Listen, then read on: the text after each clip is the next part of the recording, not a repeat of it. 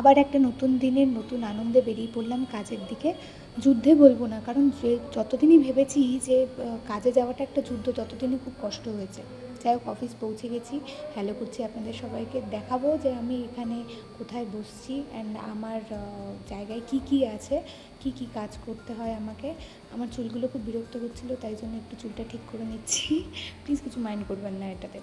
যাই হোক, এটা আমার ডায়েরি অ্যান্ড এটা আমার একটা বড় ডায়েরি, যেখানে আমি দুটোতেই নোট আমি লিখি আমার কাজের। অ্যান্ড আরেকটা জিনিস যেটা দেখাবো সেটা হচ্ছে আমার পেন। ডেফিনেটলি পেন ছাড়া আমি লিখতে পারবো না। আর একটা যেটা মেন জিনিস সেটা হচ্ছে জল জল জল। জল ছাড়া আমি একদম চলতে পারি না, জল খাওয়া খুব দরকার। দেখিয়ে দিচ্ছি ড্রয়ারে কী কী আছে। ড্রয়ারে সবার ফার্স্টে আছে একটা ছোট্ট কিউট পেন্সিল বক্স, ওই ব্যাগের মতো।